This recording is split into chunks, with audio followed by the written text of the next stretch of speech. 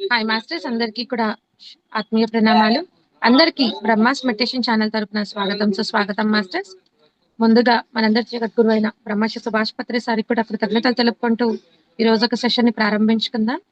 ఈ రోజు మనకు చక్కటి టాపిక్ తో పత్రి సార్ ఒక జ్ఞానబోధనలో భాగంగా మానవ సేవే మాధవ సేవ అనే చక్కటి టాపిక్ తో జ్ఞానాన్ని అందించడానికి మనతో పాటు తిరుపతి రెడ్డి సార్ గారు మనకు జూమ్ సెషన్ కి విచ్చేసి ఉన్నారు మాస్టర్స్. సార్, ముందుగా మీకు బ్రహ్మాస్ మెడిటేషన్ ఛానల్ తరపున సుస్వాగతం sir. Thank you. Over to you sir. Thank you madam. ముందుగా మన జగద్గురు మనందరి గురైనటువంటి బ్రహ్మర్షి సుభాష్ పత్రిజీ గారి పాదపద్మలకు నమస్కరించుకుంటూ ఈరోజు మనం క్లాస్ ప్రారంభించుకుందాం. అదేవిధంగా బ్రహ్మాస్ మెడిటేషన్ ఛానల్ టీం అందరికీ, అదేవిధంగా ఈ వారికి అందరికి ప్రతి ఒక్కరికి పేరు పేరున హృదయపూర్వక నమస్కారాలు. ఈరోజు మన టాపిక్ మాధవ సేవయే మాధవ సేవ. ఇది పత్రిజ్ గారు స్వయంగా రచించినటువంటి బుక్. అంటే ఇంతకుముందు మనము మానవ సేవయే మాధవ సేవ అని అనుకుంటూ ఉండేవాళ్ళము, కానీ పత్రిజ్ గారు మాధవ సేవయే మాధవ సేవ అనేటువంటి కాన్సెప్ట్ ను మనకు తెలియజేశారు.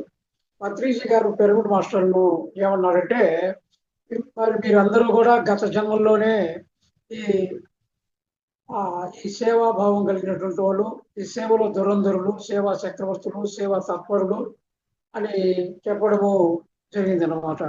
అంటే పత్రిజ్ గారు ఏమంటారంటే, ఈరోజు ఈ ధ్యానం నేర్చుకుంటే వెంటనే మీరు ధ్యానం చెప్పాలి అని అంటారు. అంటే మీరు గత జన్మల్లోనే మీకు ఈ సేవ దీని గురించి ధ్యానం గురించి తెలుసు, అందుకే ఇప్పుడు మీరు ఏది నేర్చుకుంటే దాన్ని చెప్పాలా అని చెప్తూ ఉండేవాడు అనమాట.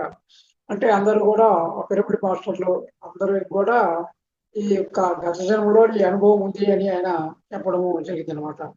అంటే ఈ యొక్క సేవ అనేటువంటి ఈ కార్యక్రమము మరి అనంతంగా జరుగుతూ ఉంది. ఒక మన ధ్యానమే కాదు, ఏ సెషన్లోనే కాదు, అనేక రంగాల్లో అనేక విధాలుగా అనేక పద్ధతుల్లో అనేక స్థాయిల్లో ఈ సేవా కార్యక్రమాలు అనేటువంటివి జరుగుతూ ఉందన్నమాట. అసలు సేవ అంటే ఏమిటి? అది ఈ సేవ అనేది వ్యాపారానికి, ఉద్యోగానికి, ఈ కుటుంబ ధర్మానికి ఇది విభిన్నమైనటువంటిది అని చెప్తారు పత్రిజీ గారు. అంటే దానికి ఉదాహరణగా ఏం చెప్తారంటే, ఒక కుటుంబం ఉంది, ఆ కుటుంబంలో భార్య భర్తలు ఉన్నారు. భార్య భర్తకు సేవ చేస్తారు, అదేవిధంగా భర్తకు భార్య సేవ చేస్తుంది. కాబట్టి వీళ్ళిద్దరూ భార్య నుంచి భర్త, భర్త నుంచి భార్య లబ్ధి పొందుతున్నారు, అందువల్ల సేవ చేస్తున్నారు.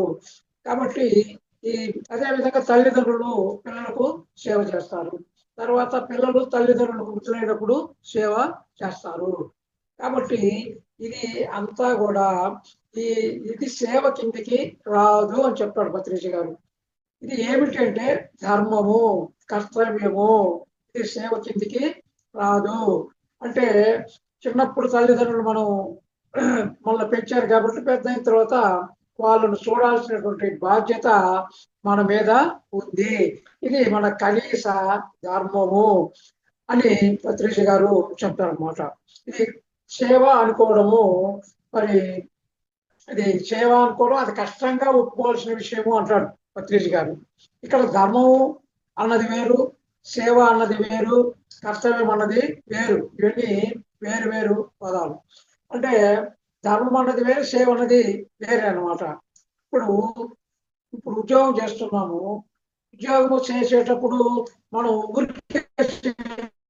ఉద్యోగం డబ్బులు తీసుకుంటున్నాం, జీతం తీసుకుంటున్నాము, 20,000, 30,000, లక్ష ఎంతో కొంత జీతము తీసుకుంటూ ఉన్నాము. కాబట్టి మనం చేస్తున్నది ఏంటి? సేవ కాదు, జీతం తీసుకుంటున్నాం. కాబట్టి అది సేవ ఎలా అవుతుంది అంటాడు పత్రిజీ గారు. అదేవిధంగా ఒక కార్మికుడు ఉన్నాడు, ఆ కార్మికుడు కష్టపడి పనిచేస్తాడు, బత్తాలు వేస్తడము, లేకుంటే లగేజీలు తెచ్చడము, వేయడము, ఇలాంటివన్నీ చేస్తూ ఉంటాడు. అతనికి కొంత డబ్బు వస్తుంది. అదేవిధంగా ఉద్యోగం చేసేవాళ్ళకి కూడా జీతం వస్తుంది. అతనికి తక్కువ రావచ్చు, వీళ్ళకు ఎక్కువ రావచ్చు. ఏదైనా కానీ ప్రతిఫలం అనేటువంటిది ఉంటుంటుంది. కాబట్టి మరి ఇవన్నీ కూడా సేవ కిందికి రావు. డబ్బులు తీసుకుని పని చేస్తున్నారు కాబట్టి అది సేవ కిందికి రావు.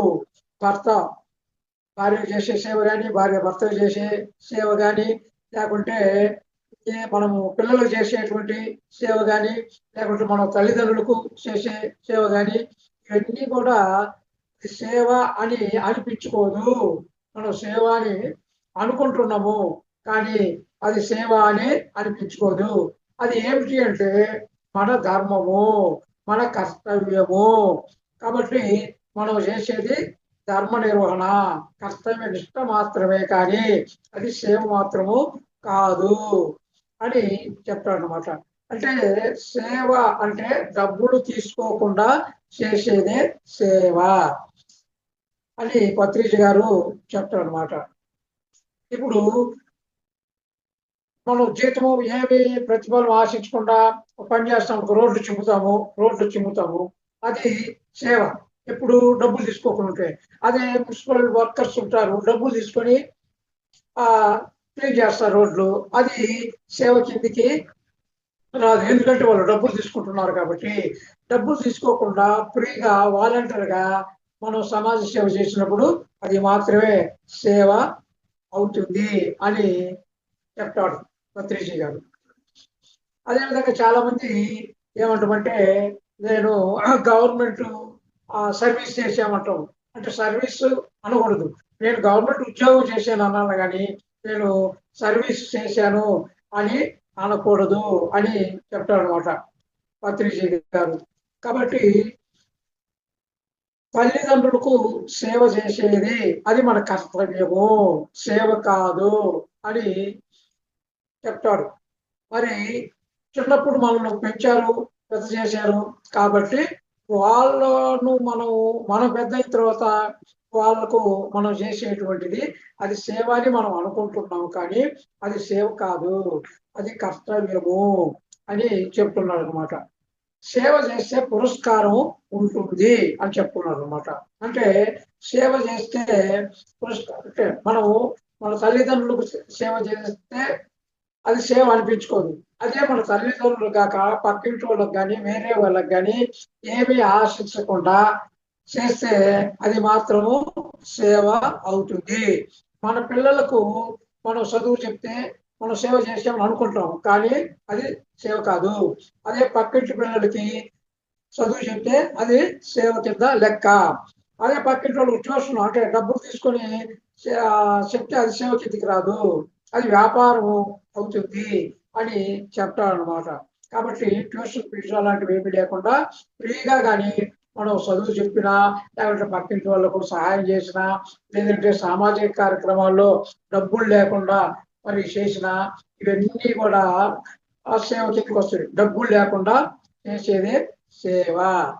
మరి మనం కర్తవ్యం నిర్వర్తిస్తున్నాం. మన తల్లిదండ్రులు చేసేది కానీ, భార్య భర్తలు చేసేది కానీ, భర్త భార్యకు చేసేది కానీ, ఇవన్నీ కూడా ఏంటంటే అవి మన ధర్మం, మన కర్తవ్యము అంటే. సరే, ఒకవేళ అతిథి ఎవరైనా మన ఇంటికి వచ్చాడు అనుకోండి, అతిథికి మనం భోజనం పెట్టి షెల్టర్ ఇచ్చి ఆయనకు కావాల్సిన సౌకర్యాలు ఏర్పాటు చేస్తే అది సేవ కింద వస్తుంది. ఎందుకంటే ఆయన మనకేమి ప్రతిఫలము ఇవ్వడం లేదు కాబట్టి దాన్ని సేవ కింద పరిగణించవచ్చు. ఎందుకంటే ఆయన ప్రతిఫలం అనేటువంటిది మనకేమి ఇవ్వలేదు కాబట్టి అది అతిథికి చేసేటువంటి ఆ మర్యాదను సేవ అంటాం, కానీ తల్లిదండ్రులకు చేసేటువంటిది సేవని అనిపించుకోదు అంటాడు. అదేవిధంగా గురువుకు చేసేటువంటిది కూడా సేవ కింద కాదు, కిందకి రాదు. గురువుకి ఎందుకు సేవ చేస్తున్నాము? గురువు మనకు జ్ఞానాన్ని నేర్పిస్తున్నాడు కాబట్టి ఆ గురువు చెప్పిన పనులు మనము చేస్తున్నాము. కాబట్టి ఆ గురువుకు చేసేది కూడా సేవ కాదు. ఎందుకంటే ఆయన మనకు చెప్తున్నాడు, జ్ఞానాన్ని ఇస్తున్నాడు, చదువు చెప్తున్నాడు. కాబట్టి ఆ గురువుకు చేసేటువంటి సేవ కానీ, తల్లిదండ్రులు చేసేటువంటి సేవ కానీ అది సేవ కాదు. మరి అసలు దక్షిణ కోరేవాడు గురువే కాదు అంటాడు పత్రిజీ గారు. దక్షిణ కోరితే అది ఆ గురువే కాదు అంటాడు. దానికి ఉదాహరణగా ద్రోణుడు చెప్పాడు. ద్రోణుడు పాండవులకి విద్య నేర్పించి తన శత్రువైనటువంటి ద్రౌపదుడిని పట్టుకొని రమ్మంటాడు అర్జునుడిని. అంటే అర్జునుడికి విద్యలో వెళ్ళి మంచి విద్య నేర్పించి ఆయన ఏం చేస్తాడు, ద్రౌపదుడు తన శత్రువు అయినటువంటి ఆ ద్రౌపదుడిని అతన్ని పట్టుకొని రావాలా, అతన్ని చంపాలా అనేటువంటి చేశాడు. కాబట్టి అది కూడా గురు దక్షిణ కోరాడు అక్కడ. కాబట్టి గురు దక్షిణ కోరడము అది సేవ, అంటే గురువు అనిపించుకోడు అని చెప్తాడు అన్నమాట. అదే శ్రీకృష్ణ భగవానుడు ఉన్నారు. శ్రీకృష్ణ భగవానుడు ఏం చేస్తాడు, అర్జునుడికి భగవద్గీత అంతా చెప్పాడు. అర్జునుడు నేను యుద్ధం చేయను అన్నప్పుడు ఆయన భగవద్గీత అంతా చెప్పి తర్వాత చివరికి ఏమంటాడు ఆయన, ఏదే ఇచ్చే తదాకు అంటాడు. అంటే నీకు ఇష్టమైతే చెయ్యి, నీకేది ఇష్టమైతే అదే చెయ్యి అని చెప్తాడు. ఇక్కడ ప్రతిఫల ఏమీ ఆశించలేదు కృష్ణుడు. కాబట్టి ఇది సేవ కిందికి వస్తుంది అని చెప్తాడు అనమాట. అదేవిధంగా ఇక్కడ మనం ఇక్కడ ఒక విషయం చెప్తాడు. ఏమంటే గోపీ జన పరివేష్టి, గోపీ జన పరివేష్టి అని చెప్తున్నాడు పత్రిజీ గారు. ఏంటి అదంటే కృష్ణుడికి 16,000 మంది గోపికలు ఉన్నారు. మరి అంతమంది గోపికలు అటు ఎందుకు చేరారు అంటే ఆయన ఏం చెప్తున్నాడు అంటే, అంతకుముందు జన్మలో మునులందరూ ఈ జన్మలో గోపికలకి కృష్ణుడి దగ్గరికి వచ్చారంట ధ్యానం చేపించుకోవటానికి. అంటే గత జన్మలో వాళ్ళంతా కూడా మునులు మౌనంగా ఉన్నారు.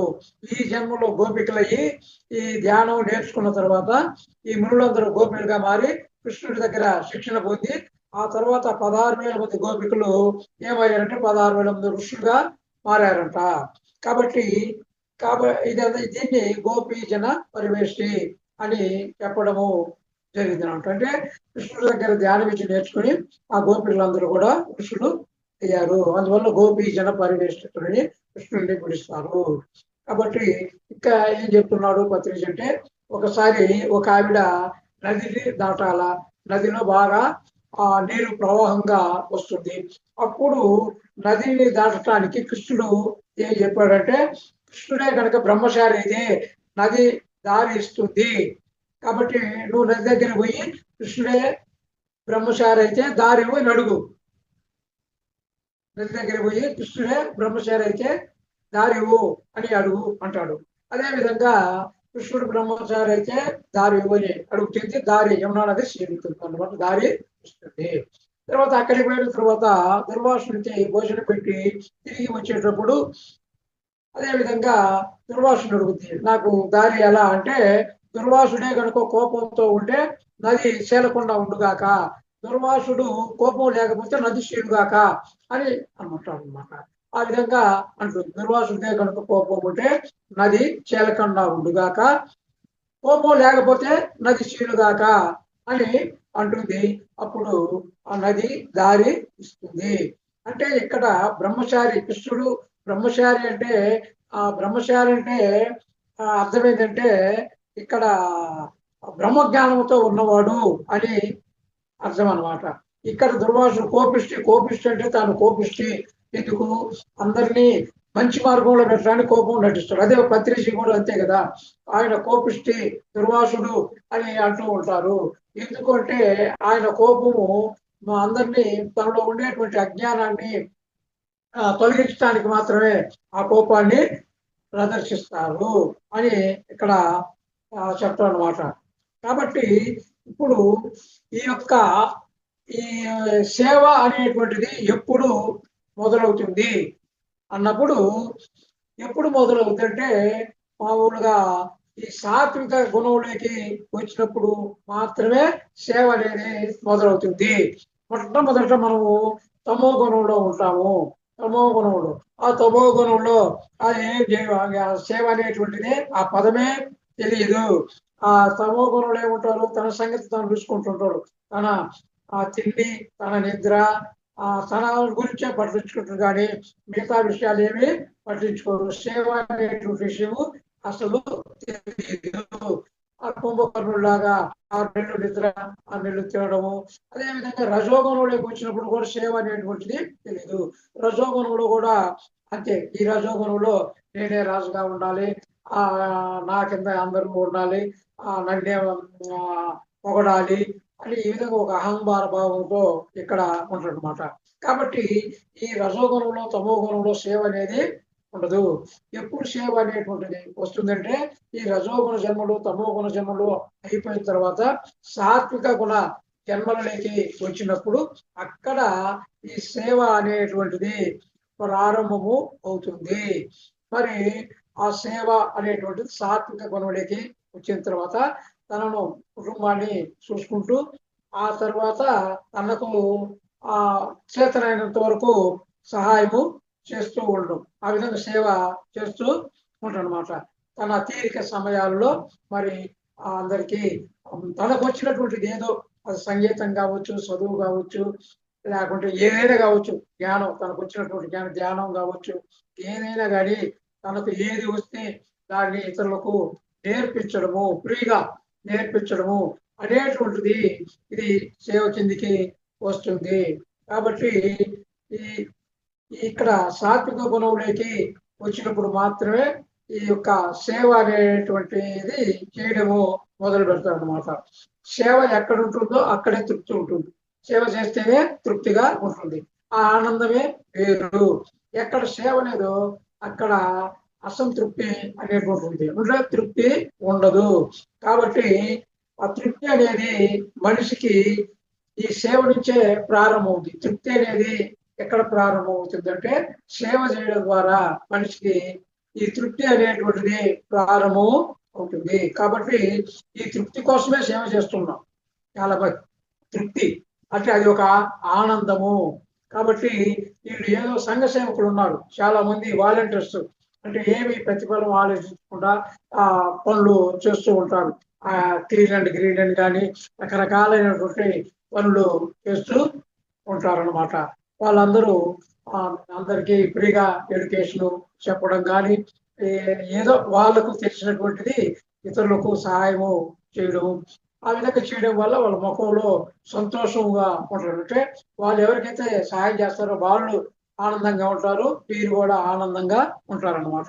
ఆనందం అంటే వీళ్ళ సేవ చేయడం వల్ల వీరి ముఖాలలో ఆనందం అనేటువంటిది వెళ్ళి విరుస్తుంది. అంటే ఆ తృప్తి ఎంతో చెప్పనలమైనటువంటి ఆ తృప్తి అంటుమాట. అంటే ఎంతో ఆనందంగా ఉంటారు, తృప్తి అనుభవిస్తారనమాట. ఈ సేవ చేయడం ద్వారా వాళ్ళు మంచి తృప్తి చేస్తూ ఉంటారు. ఇప్పుడు మనం చూసినట్టయితే గాంధీ మహాత్ముడు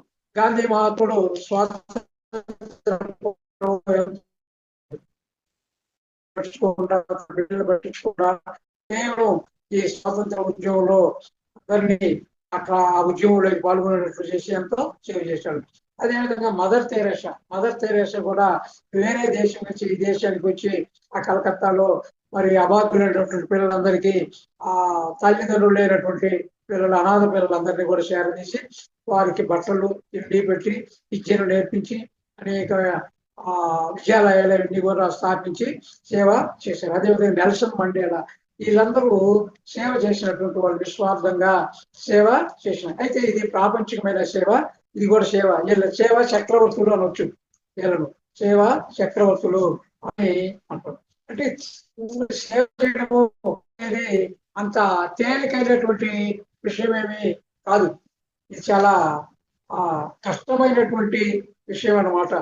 కాబట్టి దానికి ఎన్నో అవమానాలు వస్తూ ఉంటాయి, భరించాల, అన్ని కూడా భరించాల, ప్రాణభయం ఉండకూడదు. ఇవన్నీ కూడా చేస్తేనే అప్పుడు ఆ సేవా తత్పరులు కాగలరు, లేకుంటే కాలేరు అనమాట.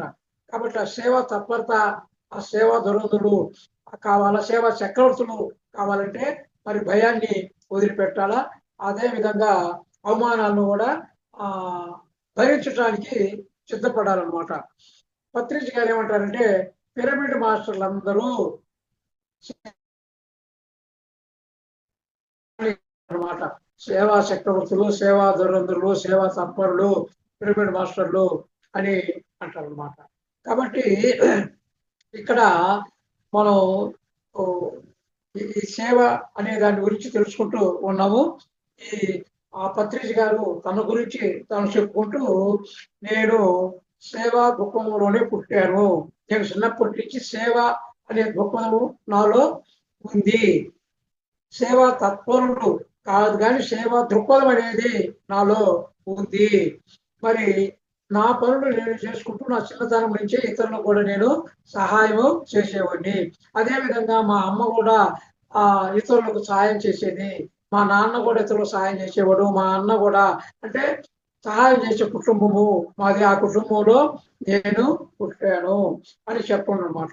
నేను ప్రాపంచిక విద్యను నేర్పించేవాడిని అందరికీ, అప్పుడు నా చుట్టుపక్కల ఉండేవాళ్ళకు.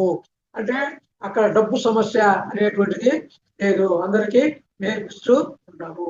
కాబట్టి అది మినిమం లెవెల్లో నేను, అంటే ఆ ప్రాపంచిక విద్యను నేర్పించేవాడిని. ఆ తర్వాత నేను ఈ ధ్యానంలోకి ప్రవేశించిన తర్వాత ఏమైంది, నేను ధ్యానం నేర్చుకున్న తర్వాత, ఈ ధ్యానంలోకి ప్రవేశించిన తర్వాత నేను నా కుటుంబాన్ని చూసుకుంటూ నేను ఉద్యోగము చేస్తూ ఈ సేవ చేస్తూ ఉండేవాడిని. అంటే అందరికీ ధ్యానము నేర్పిస్తూ ఉన్నాను. అదే నాకు సాటిస్ఫాక్షన్ లేదు. అప్పుడు ఏం చేశాను, నేను 1992లో నేను నా ఉద్యోగానికి రిజైన్ చేసి పూర్తి టైము దీనికే, ధ్యానం నేర్పించడానికే నేను కేటాయించడం జరిగింది. కాబట్టి అప్పటి నుంచి నేనేమయ్యా, సేవా చక్రవర్తిని అయ్యాను. ఎందుకంటే 24 గంటలు అదే పనిగా నేను సేవ చేస్తూ ఉన్నాను కాబట్టి సేవా చక్రవర్తి. అంటే సేవా దృక్పథంలో ఉండేవాళ్ళు ఏంటంటే కనీస స్థాయిలో ఉంటారు, సేవ కనీస స్థాయిలో చేస్తారు. సేవా తత్పరులు అనేటువంటి వాళ్ళు ఏంటంటే వాళ్ళు మాధ్యమ స్థాయిలో ఉంటారు. సేవా చక్రవర్తులు అనే వాళ్ళు ఎలా ఉంటారంటే పూర్తి స్థాయిలో ఉంటారనమాట. అంటే మినిమము, మిడిల్, హైయెస్ట్ స్థాయి, ఈ 3 స్థాయిల్లో వీళ్ళు ఉంటారనమాట. అంటే ముందు ప్రాపంచిక సేవ తర్వాత ఆధ్యాత్మిక సేవ అనేటువంటిది వస్తుంది. కాబట్టి ఈ ప్రాపంచిక సేవ తర్వాతనే ఆధ్యాత్మిక సేవ వస్తుందని పత్రిజ గారు చాలా స్పష్టంగా ఇక్కడ చెప్పడము జరిగింది. తర్వాత ఇది ఆధ్యాత్మిక అంటే ఈ సాత్వికంలోకి వచ్చినప్పుడు, ఆ సాత్విక గుణంలోకి వచ్చినప్పుడు మాత్రమే మనము ఈ యొక్క సేవ అనేటువంటిది మొదలవుతుంది. అంటే ఈ సేవ మొదలు కావటానికి మొదట ఏంది, తమో గుణము రజో గుణంలో ఉన్నాం. అంటే దాన్ని యోగ పరంపరలో కర్మయోగం ఒకటి కింద చెప్పారు. దాన్ని యోగ పరంపరలో కర్మయోగము ఒకటి కింద. ఈ కర్మయోగం ఒకటిలో మళ్ళా 4 స్టేజెస్ గా పెట్టారు. ఈ 4 స్టేజెస్ లో ఏంటి, మొదటిది స్టేజ్ ఏంటంటే చెడు చేయొద్దు అనేటువంటిది అక్కడ స్టేజ్ ఏ. అంటే నువ్వు ఎవరికి మంచి చేయకపోయినా పర్వాలేదు, కానీ చెడు మాత్రము చేయొద్దు. ఏ ప్రాణిని హింసించవద్దు. ఇన్ని రోజులు తిన్నావు, ఆ రొయ్యలు తిన్నావు, మాంసం అంటే రకరకాల ఇడ్లీ కూడా నువ్వు తిన్నావు, అన్ని తిన్నావు. నీ పిల్లలతో నువ్వు పోట్లాడావు, పిల్లల్ని కొట్టావు, రకరకాలుగా హింసించావు. ఇక మీదట నువ్వు అలా చేయవద్దు, ఎవరిని హింసించవద్దు. అంటే చెడు చేయొద్దు, నువ్వు మంచి చేయకపోయినా పర్వాలేదు, చెడు చేయొద్దు అని ఇక్కడ స్టేజ్ ఏ అనేటువంటిది చెప్తుంది అనమాట. కర్మయోగం ఓటిలో, యోగ పరంపరలో కర్మయోగం ఓటిలో. అంటే ఈ సేవలోకి రావడానికి ముందు ఈ పరిస్థితి ఉందని పత్రిజ గారు చెప్తున్నారు. తర్వాత స్టేజ్ బి ఏంటంటే మంచి చెయ్యి, నువ్వు పక్కోడికి మంచి చేయటానికి పూనుకో. నువ్వు పక్కోడికి మంచి చేస్తే నీకు కూడా మంచి జరుగుతుంది. కాబట్టి నువ్వు చేతనంత వరకు అందరికి సహాయం చేయి, సమాజానికి సహాయం చేయి. నువ్వు క్లీన్ అండ్ గ్రీన్ చెయ్యి, చెట్లు నాటు, అన్నదానం చెయ్యి, వస్త్రదానం చెయ్యి. నీ చేతనైనటువంటిది ఏదో, నీ జ్ఞానం ఉంటే జ్ఞానాన్ని పంచు, ఏదో ఏది నీకు తెలిస్తే దాన్ని పంచు. నువ్వు సంఘం చూసుకో, సంఘం నిన్ను చూసుకుంటుంది అని ఇక్కడ రెండో అంటే స్టేజ్ బిలో చెప్తారన్నమాట. తర్వాత స్టేజ్ సిలో ఫలితాలు ఆశించవద్దు. ఫలితాలు ఆశించకుండా నువ్వు కర్మలు చెయ్యి. అదే భగవద్గీతలో కూడా కర్మణ్యే వాధికారస్థ మహాఫలేష్ కదాచన అని చెప్తారు. అంటే కర్మలు చేయటానికే నీకు అధికారం ఉంది, కానీ ఆ ఫలాలను పొందేటానికి నువ్వు అధికారము లేదు నీకు. కర్మలు చేస్తూ పోతూ ఉండు, ఫలితాన్ని ఆశించవద్దు. అలాగని కర్మలు చేయకుండా కూడా ఉండవద్దు అని చెప్తాడు. అదేవిధంగా యేసుకృష్ణ ఏం చెప్తాడు? వ్యాసుసో సో యురీపు, నువ్వు ఎలాంటి విత్తనాన్ని విత్తుతావో అలాంటి చెట్టునే నువ్వు పొందుతావు అని. అది స్టేజీ సి అనమాట. తర్వాత స్టేజీ డి. స్టేజీ డి వచ్చేసి ఏంటంటే ఇక్కడ నేను అనేది లేకుండా కర్మలు చెయ్యి. సేవ నిమగ్నంలో 3 దశలు ఉంటాయని చెప్పడం జరిగింది. మొదటి వచ్చేసి సేవా దృక్పథము. సేవా దృక్పథము అంటే ఈ సేవా దృక్పథంలో ప్రవేశించిన వాళ్ళు తమ ధర్మాన్ని తాము చూసుకుంటూ, తమ భోగాల్ని తాము చూసుకుంటూ మిగిలిన సమయంలో సేవ చేసే వాళ్ళు ఈ సేవా దృక్పథము అని అంటారు. రెండవ వాళ్ళు ఏంటంటే సేవా తత్పరులు. సేవా తత్పరులు వాళ్ళు ఏం చేస్తారంటే తమ ధర్మాన్ని తాము చూసుకుంటూ తమ భోగాలను త్యాగం చేసి పక్క వాళ్ళందరికీ సేవలు చేస్తారు. మొదటి వాళ్ళు సేవ దృక్పథంలో వాళ్ళు ఏం చేస్తారు? తమ ధర్మాన్ని తాము చూసుకుంటూ తమ భోగాలను తాము చూసుకుంటూ మిగిలిన సమయంలో చక్కగా సేవ చేస్తారు. ఇక్కడ వీళ్ళు ఏంటంటే తమ ధర్మాన్ని తాము చూసుకుంటూ తమ భోగాలను త్యాగం చేసి పక్క వాళ్లకు సేవ చేస్తారు. ఇక మూడవది సేవా తత్పరులు. ఈ సేవా తత్పరులు అనేటువంటి వాళ్ళు తమ ధర్మాన్ని కూడా, తమ కుటుంబ ధర్మాన్ని కూడా వదిలిపెట్టి, అంటే బుద్ధుల్లాగా, వర్ధమాన వీరుల్లాగా, నెల్సన్ మండేలాగా, మదర్ తెరేస్ లాగా, గాంధీ లాగా వీళ్ళు తమ ధర్మాన్ని, కుటుంబ ధర్మాన్ని కూడా వదిలేసి మొత్తం సమయాన్ని సమాజ శ్రేయస్సుకు వినియోగిస్తారు. వాళ్ళను ఏమంటారంటే సేవా చక్రవర్తులు అంటాము. కాబట్టి ఈ విధంగా 3 రకాలైనటువంటి ఈ సేవలు ఉన్నాయన్నమాట. తర్వాత ఈ సేవ అనేటువంటిది ఎవరెస్ట్ శిఖరము, ఆ సేవలో ఎవరెస్ట్ శిఖరం లాంటిది ఈ ఆధ్యాత్మిక సేవ. ప్రాపంచిక సేవ వేరు, ఆధ్యాత్మిక సేవ వేరు. ఆధ్యాత్మిక సేవ ఎలాంటిది అంటే ఎవరెస్ట్ శిఖరం లాంటిది. సేవలో ఆధ్యాత్మిక సేవ ఎవరెస్ట్ శిఖరం లాంటిది, అంటే గొప్పది అని.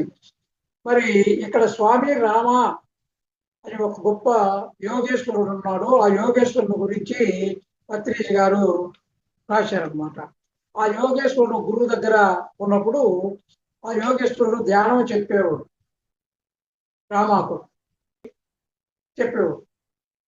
కానీ రామాకు ధ్యానం చేయడం అనేటువంటిది ఇష్టము లేదు. అప్పుడు స్వాతంత్ర సమరము జరుగుతూ ఉంది.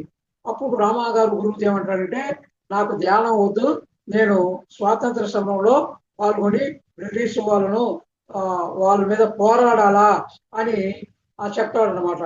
అప్పుడు అంటే దేశం కోసం నేను పోరాటం చేయాలా, నేను వెళ్తాను అంటాడు. ఆయన గురువు గారు ఏం చెప్తారు?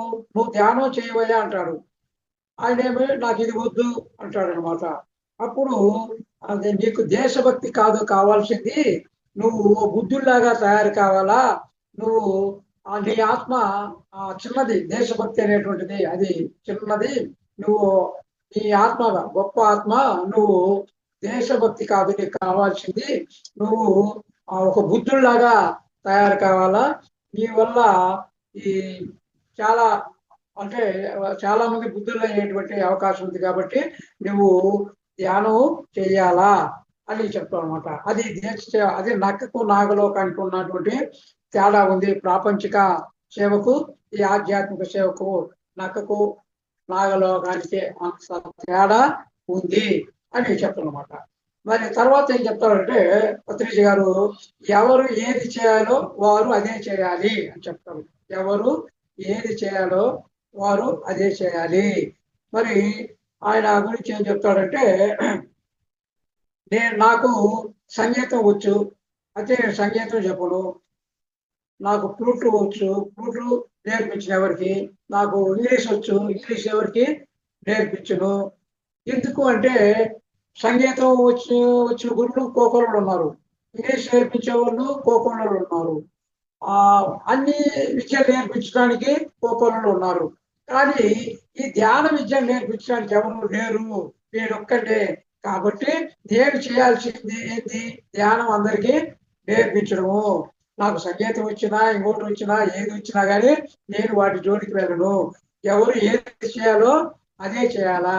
కాబట్టి నేను అందరికీ ధ్యానము నేర్పించాలా. కాబట్టి నాకు అన్ని పనులు తెలుసు, రోడ్లు ఓడగలను, క్లీన్ చేయగలను, చెట్లు అన్ని చేయొచ్చు. అయినా కానీ నేను అవి ఎందుకంటే అవి చేసేవాళ్ళు వేరే ఉన్నారు, ఎవరు చేసేది వాళ్ళు చేయాలా అని చెప్తున్నమాట. పత్రిజీ గారు ఇంకేం చెప్తారంటే, ఒకసారి వివేకానంద స్వామి దగ్గరికి ఒక ఆయన వెళ్ళి సేవ గురించి చెప్పండి స్వామి అని అడిగాడంట. సేవ గురించి చెప్పమంటే అప్పుడు ఆయన ఏం చెప్పాడంటే, ఒక మనిషి మీ దగ్గరికి ఆకలితో వస్తాడు, వాడికి అన్నం పెడతావు, మరి పొద్దున్నే పెడతావు, మళ్ళా సాయంత్రం వస్తాడు, సాయంత్రం పెడతాడు, మళ్ళా వస్తాడు, మళ్ళా పెడతావు, రోజు వస్తాడు, రోజు పెడుతూ ఉంటావు. ప్రతిరోజు నువ్వు పెడుతూ ఉండేవాడు నీ ఇంటి ముందు నిలబడతాడు. కాబట్టి ప్రతిరోజు ఇదే పని జరుగుతూ ఉంది. కాబట్టి వాడిని ఏం చేసావు? నువ్వు పరాన్న భుక్తునిగా చేసావు, స్వాన్న భుక్తునిగా నువ్వు చేయలేదు. పరాన్న భుక్తుడిగా కాక స్వాన్న భుక్తుడిగా చేయాలి అంటే ఏం చేయాలా? వాడిని స్వతంత్రుడిగా చేయాలా. స్వతంత్రుడిగా చేయాలి, దాని బదులు నువ్వు ఏం చేస్తున్నావు? పరతంత్రుడిగా చేశావు. కాబట్టి వాడికి నువ్వు ఏం చేయాలా అంటే ధ్యానం నేర్పించు. ధ్యానం నేర్పించి వాడు బ్రతికేటట్లు ఆ జ్ఞానాన్ని చెప్పాలంతే గాని వాడు అడిగినప్పుడల్లా నువ్వు అన్నం పెట్టడం వల్ల వాడిని సోమరిపోతును చేయకూడదు అంటాడు. ఒకవేళ ఎప్పుడైనా రాత్రి వేళ ఎవరైనా వస్తే అప్పుడు పెట్టు, రోజు వచ్చే వాడికి అలా పెట్టి వాడిని సోమరిపోతును చేయొద్దు, పరాణ బుక్కును చేయొద్దు అని చెప్తామన్నమాట. ఇప్పుడు బట్టల కోసం వస్తాడు, బట్టలు చిరిగిపోయిన తర్వాత మళ్ళా వస్తాడు, అన్నం పెడతావు, అన్నం అయిపోతే మళ్ళా వస్తాడు. కాబట్టి ఇది కాదు నువ్వు చేయాల్సింది, వాడికి అన్నం పెట్టడము బట్టలు ఇవ్వడము అనేది కాదు. వాడు ఏం చేయాలా? వాడికి అంటే వాడికి జ్ఞానము నేర్పించు, అదే నిజమైన సేవ. జ్ఞానాన్ని ఇవ్వు, అదే నిజమైన సేవ. కాబట్టి వాడి జ్ఞానాన్ని నేర్పిస్తే రోజు నీ దగ్గరికి వాడు అన్నాన్ని పెట్టుకుని నీ దగ్గరికి రాడు, వాడు భోజనాన్ని వాడు సంపాదించుకునే జ్ఞానాన్ని ఇవ్వు, అదే శాశ్వతమైన సేవ అని ఈ వివేకానందుడు ఆ సేవ గురించి చెప్పుకున్నటువంటి ఆయనకు చెప్తాడు అనమాట. అది అశాశ్వతమైన సేవలు చేయొద్దు, శాశ్వతమైనటువంటి సేవను చెయ్యి. ఈ శారీరకమైన సేవలంటే అశాశ్వతమైనవి. శారీరకమైన సేవలు అంటే అన్నం పెట్టడము, బట్టలు ఇవ్వడము, ఇలాంటివన్నీ కూడా ఈ శారీరకమైన సేవలు. ఇవి అశాశ్వతమైనటువంటి సేవలు. ఆత్మపరమైనటువంటి సేవలు శాశ్వతమైనటువంటి సేవలు. ఏవి ఆత్మమైన సేవ? మనము వారికి జ్ఞానాన్ని ఇవ్వడము శాశ్వతమైనటువంటి సేవ, అదే నిజమైనటువంటి సేవ అని వివేకానందుడు చెప్తారన్నమాట. కాబట్టి మనం ఎవరికైనా ధ్యాన విద్యను నేర్పించాలా అని అనుకోవాలి, కానీ మరి అది కానీ నేర్పిస్తే, ధ్యాన విద్యను నేర్పిస్తే తన సంగతి తాను చూసుకుంటాడు. అదే వాడికి మనం అడిగినప్పుడు ఏదో ఇస్తుంటే వాడు ఆ సోమరిపోతూ అయిపోయి ఏ పని లేకుండా ఉంటాడు. కాబట్టి మనం శరీరం కాదు, మనము శరీరము కాదు. మరి మనం శరీరం కానప్పుడు ఈ శరీర సేవ, శరీరానికి చేసే సేవ ఎలా అవుతుంది అంటాడు. మనం ఆత్మలే కనుక ఆత్మ సేవే నిజమైన సేవ, శరీరానికి చేసే సేవ నిజమైన సేవ కాదు. మనం ఆత్మలు కాబట్టి ఆత్మకు చేసేటువంటి సేవే నిజమైన సేవ. శరీర సేవ ఎప్పటికీ సేవ కింద రాదు. కాబట్టి సేవను ఎవరు చేస్తున్నాం? మనము శరీరానికి చేయాలా, ఆత్మ చేయాలా? మన శరీరమా, ఆత్మ? మనం ఎవరము? మనం శరీరాలము, ఆత్మలమా? మనం ఆత్మలం కదా. మరి ఆత్మలం అయినప్పుడు మనం దేనికి చేయాలా? ఆత్మకే కదా సేవ చేయాలా. మనం ఏది కాదో దానికి సేవ చేస్తున్నాం, దానివల్ల ప్రయోజనం లేదు. కాబట్టి మన నీడ ఉంది, ఆ నీడకు భోజనం పెడితే మన ఆకలి తీరుతుందా? మన నీడకు బట్టలు వేస్తే మనం బట్టలు వేసుకున్నట్లా? కాదు కదా. కాబట్టి మనము శరీరానికి కాదు సేవ చేయాల్సింది, మనము శరీర సేవ అది ప్రాపంచికమైనటువంటి లౌకికమైనటువంటి సేవ. మన ఆత్మకు చేసే సేవ ఆధ్యాత్మిక సేవ. ఆధ్యాత్మిక సేవయే నిజమైన సేవ అని చెప్తారు అన్నమాట. ఆ తర్వాత ఇంకేం చెప్తున్నాడు అంటే, శారీరకమైన సేవ మాధవ సేవ కాదు. శారీరకమైన సేవ మాధవ సేవ కాదు. మానవులకు ఆత్మపరంగా అందించే సేవయే మాధవ సేవ. మానవ సేవ అంటే శారీరకమైన సేవ చేస్తే అది మాధవ సేవ కాదు. మాధవ అంటే ఇది ఆత్మ అని అర్థము. కాబట్టి శరీరము అంటే అది ఆత్మ ఎలా అవుతుంది? శరీరము ఆత్మ కాదు. ఆధ్యాత్మిక సేవ లేని మానవ సేవ అంటే ఆధ్యాత్మిక సేవ లేని మానవ సేవ అది మానవ సేవ అవుతుంది కానీ మాధవ సేవ కాదు. మానవ సేవే మాధవ సేవ అన్నదానికి నిలబడాలంటే మానవులందరూ మాధవులుగా మారాలి అని చెప్తున్నారన్నమాట. అంటే మానవులందరినీ మాధవులుగా చూడాలి. మానవులందరినీ మాధవులుగా చూడాలి. మాధవులుగా చూడాలంటే ఆత్మపరంగా చూడాలి. అంటే మానవులకు శారీరక పరంగా చూస్తే అది మానవ సేవ అవుతుంది, అది మానవ సేవ అవుతుంది కానీ మాధవ సేవ మాత్రము ఎప్పటికీ కాజాలదు అంటున్నాడు. మానవ సేవయే మాధవ సేవ కావాలి. మానవ సేవయే మాధవ సేవ కావాలి అంటే మానవ సేవయే మాధవ సేవ కావాలంటే మొదట మానవులందరినీ మాధవులుగా చూడాలంటే ఏ మానవుడిని శరీర పరంగా చూడకుండా ఆత్మపరంగా చూడాలి అని చెప్తూ అనమాట. అంటే మా ఆత్మకు సేవ చేయాలి అంటాడు. ఆత్మకు ఏ విధమైన సేవ కావాలి? ఆత్మకు వడలు, ఇడ్లీలు, బట్టలు ఇవి కాదు కదా కావాల్సింది. ఆత్మకి ఏం కావాలా? జ్ఞానం కావాలా, ధ్యానం కావాలా. కాబట్టి ఆ ధ్యాన సేవే, ఆ జ్ఞాన సేవే ఆత్మసేవ అవుతుంది, అదే మానవ సేవ అవుతుంది. కాబట్టి మాధవ సేవయే మాధవ సేవ, మానవ సేవ మాధవ సేవయే మాధవ సేవ అని గ్రహించండి. మానవ సేవ మాధవ సేవ, మానవ సేవ మానవ సేవయే, మాధవ సేవ మాధవ సేవయే అని గ్రహించండి అని.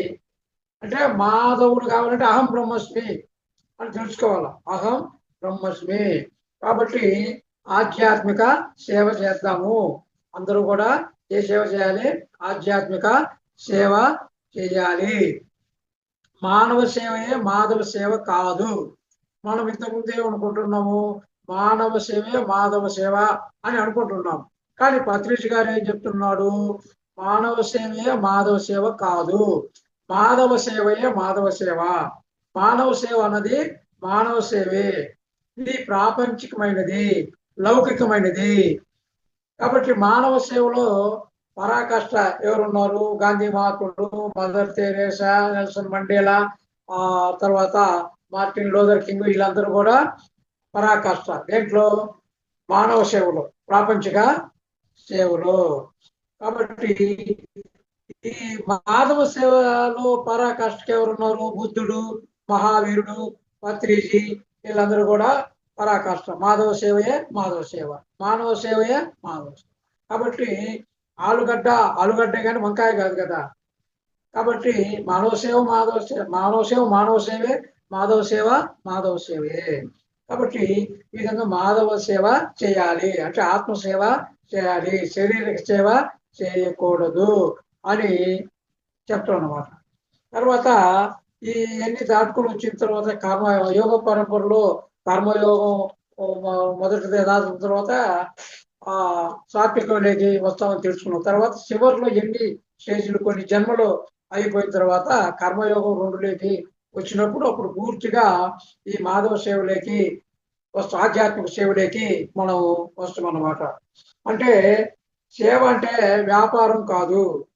ప్రతిఫలం ఆశిస్తే అది సేవ కిందికి రాదు, అది వ్యాపారమే అవుతుంది.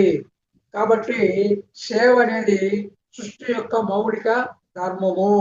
సేవ చేయడం అనేది, ఆధ్యాత్మిక సేవ చేయడం అనేది సృష్టి యొక్క మౌలిక ధర్మము అని చెప్తున్నాడు పత్రిజీ గారు. మరి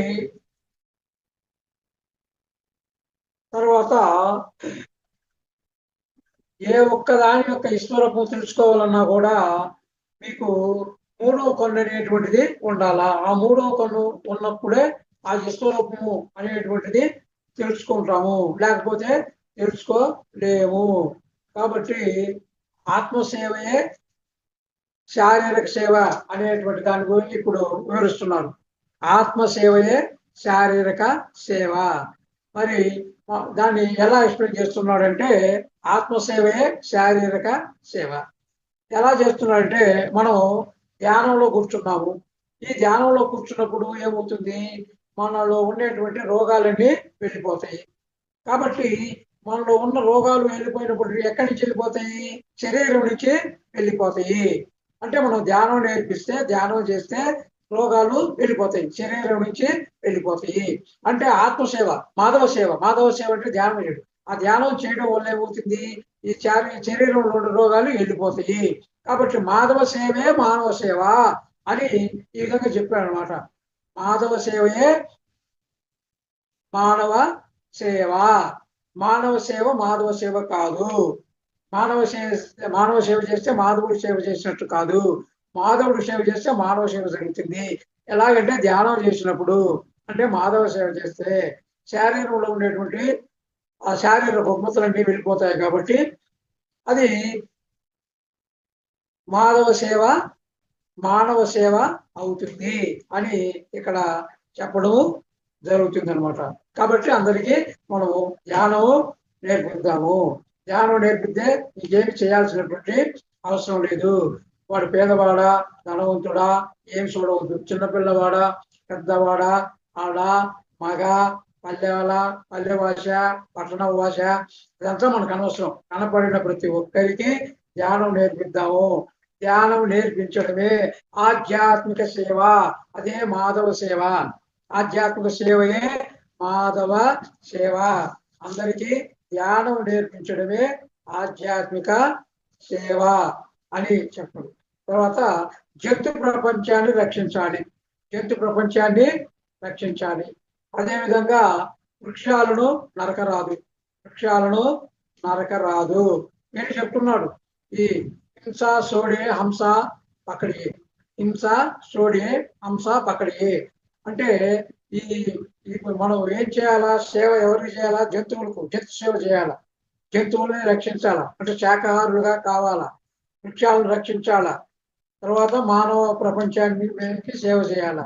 ఈ రకంగా ఈ జంతువులకి వృక్షాలకు మానవులకు సేవ చేయాలా.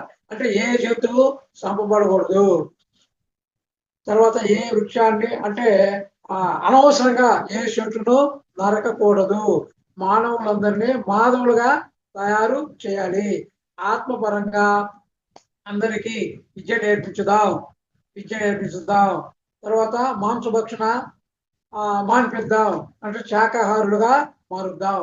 చెట్లను నరకనివ్వకుండా చూద్దాము. అందరికీ ధ్యానం నేర్పిద్దాము. ఈ మూడే సేవా కార్యక్రమాలు అని చెప్తున్నాడు పత్రిజీ గారు.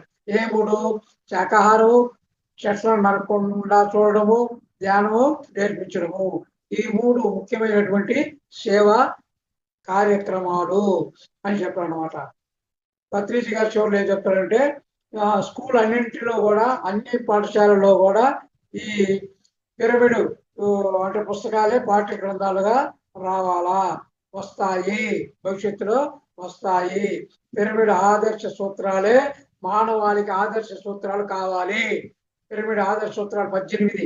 ఏ ఆదర్శ సూత్రాలు ఉన్నాయో ఆ ఆదర్శ సూత్రాలే మానవాళికి ఆదర్శ సూత్రాలు అవుతాయి. అందుకని అందరూ కూడా శ్వాస మీద ధ్యాస పెట్టాలి. అందరూ శ్వాస మీద ధ్యాస పెట్టాలి, అంటే ధ్యానం చేయాలి. ఈ క్షణం నుంచే శాకాహారులు అవుదాం, ఈ క్షణం నుంచే వృక్షాలను పెంచుదాం, ఈ క్షణం నుంచే అందరికీ అన్ని నేర్పిద్దాం, అందరికీ మరి మనం ధ్యానాన్ని నేర్పించాలా. నువ్వు ఏదైతే నేర్చుకున్నావో అది అందరికీ నేర్పించు. నువ్వు ధ్యానం నేర్చుకున్నావు, అందరికీ ధ్యానము నేర్పించు. నువ్వు శాకాహారి అయ్యావు, అందరికీ శాకాహారులుగా చెయ్యి. నువ్వు వృక్షాలను నరకకూడదని తెలుసుకున్నావు కాబట్టి ఎవరిని కూడా వృక్షాలను నరకకుండా చెయ్యి.